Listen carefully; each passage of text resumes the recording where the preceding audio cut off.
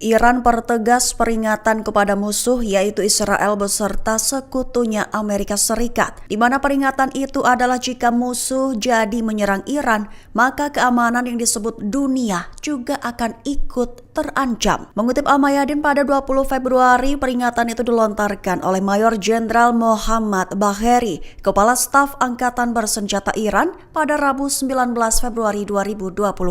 Lebih tepatnya, Bagheri memperingatkan jika keamanan Iran terancam, maka keamanan seluruh kawasan Asia Barat Daya, para pencipta ketidakamanan dan sekutu regional mereka juga akan terancam. Menekankan jika terjadi kesalahan apapun yang dilakukan musuh, maka keamanan rezim Zionis dan siapapun mereka yang berpartisipasi dalam peralatan dan perencanaan operasional juga akan berada dalam bahaya. Ditekankan olehnya juga bahwa saat ini pertahanan udara Iran berada pada puncak kesiapannya. Bagheri juga menggarisbawahi kemajuan militer Iran dengan mencatat bahwa produksi rudal masih terus berlanjut tanpa gangguan dengan kuantitas dan kualitas yang sangat tinggi.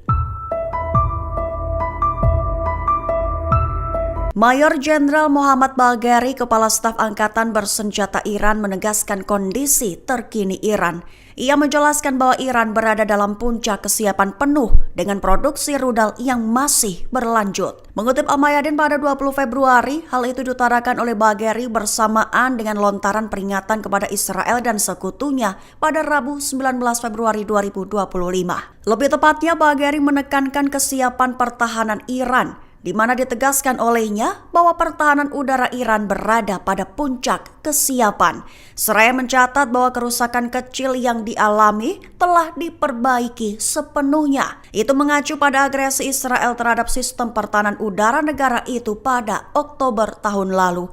Bagheri juga menggarisbawahi kemajuan militer Iran dengan mencatat bahwa produksi rudal negara itu masih terus berlanjut tanpa gangguan, terkhusus dengan kuantitas dan kualitas yang diklaimnya sangat tinggi.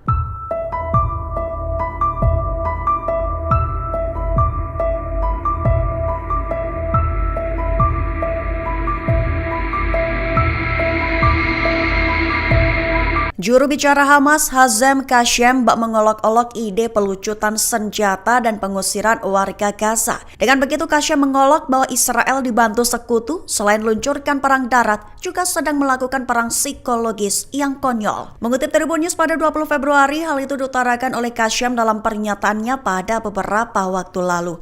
Kashem juga menambahkan bahwa segala keputusan terkait masa depan Gaza harus dicapai melalui konsensus nasional Palestina, bukan melalui tekanan dari pihak luar yang disebutnya tidak berdasar. Sehingga tuntutan Israel untuk melucuti senjata Hamas dan mengusir mereka dari Gaza disebutnya justru semakin memperburuk situasi di kawasan. Juga disebut sebagai perang psikologis yang konyol. Kashem menegaskan bahwa pihak mereka tidak akan menarik diri atau bahkan melucuti senjata seperti ide konyol itu.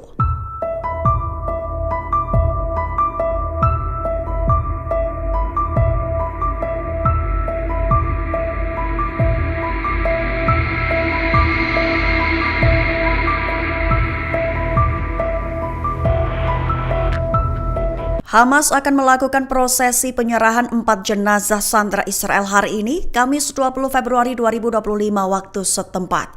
Sementara itu, Perdana Menteri Israel Benjamin Netanyahu menyebut bahwa hari ini menjadi hari Kamis yang memilukan. Mengutip Al-Arabiya pada 20 Februari, terlihat Hamas bersenjata dengan seragam hitam dan kamuflase berkeliling di titik serah terima di Khan Younis di Gaza Selatan.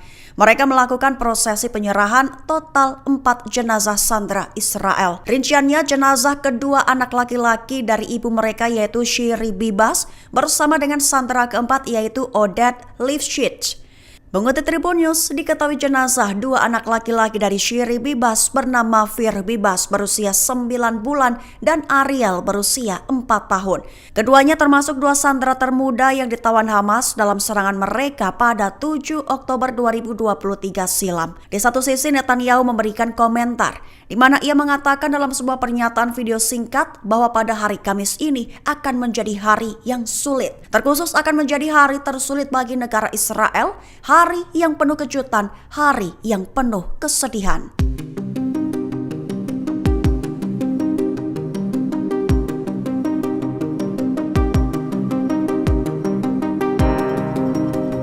Agresi besar-besaran terjadi lagi di tepi barat sejak 19 Februari 2025 di saat pasukan Israel meluncurkan serangkaian serangan perlawanan memberikan pembelaan. Mengutip Al-Mayadin pada 20 Februari, imbas serangan itu beberapa warga Palestina terbunuh, termasuk seorang wanita. Adapun wilayah yang menjadi zona serangan besar-besaran IDF terjadi di Nablus, Al-Khalil, Kota Kobar, Kota Turmus Ayah, Burham, dan Beit Lam. Rinciannya, di Nablus, pasukan Israel menyerbu sekitar Rumah Sakit Nasional, Distrik Timur, kamp pengungsi Askar di timur, dan kota Beita di selatan. Namun tentara Israel dihadang oleh perlawanan Palestina yang menggunakan alat peledak rakitan atau IED di kamp Askar. Kemudian di daerah yang sama, IDF menangkap tahanan yang dibebaskan Salom Jaude setelah menyerbu rumahnya. Kemudian di Al-Khalil, pasukan Israel menyerbu kota Sa'ir serta kamp pengungsi Fawar. Lokasi itu merupakan tempat mereka menahan pemuda Palestina, Jamil Abu Hashhash, setelah menyerbu rumahnya. Seorang warga Palestina lainnya pun ditangkap di kota Urif di selatan. Sementara itu di kota Kobar di Ramallah, pasukan Israel menangkap seorang wanita Palestina. 4 warga Palestina juga ditahan di kota Turmus Ayah dan Burham, termasuk Ali Masyur, seorang mahasiswa di Universitas Bir Zayed setelah rumahnya digerebek di Turmus Ayah. Beit Lam juga menjadi sasaran agresi Israel setelah pasukan pendudukan menyerbu kamp pengungsi Al-Deisheh. Pasukan Israel meninggalkan kehancuran total setelah menyerbu rumah warga Palestina, Mounir Al-Jafari, yang sedang dicari. Menempatkan jenazah sandera Israel di peti mati hitam menjadi pesan keras dari Hamas. Tak sebatas itu, Hamas juga ubah foto Perdana Menteri Israel Benyamin Netanyahu sebagai vampir. Mengutip Tribun News pada 20 Februari, beberapa pesan itu terlihat saat prosesi serah terima jenazah sandera Israel di Khan Younis, Gaza Selatan pada Kamis 20 Februari 2025. Koresponden Al Jazeera di Palestina Elias Karam menyatakan bahwa keempat sandera yang diserahkan telah tewas akibat tembakan pasukan IDF sendiri. Dengan begitu, saat penyerahan, jenazah itu ditempatkan dalam peti mati hitam, masing-masing berisi foto dan rincian pemiliknya. Kemudian di atas panggung juga memuat gambar yang memperlihatkan foto Netanyahu sebagai vampir.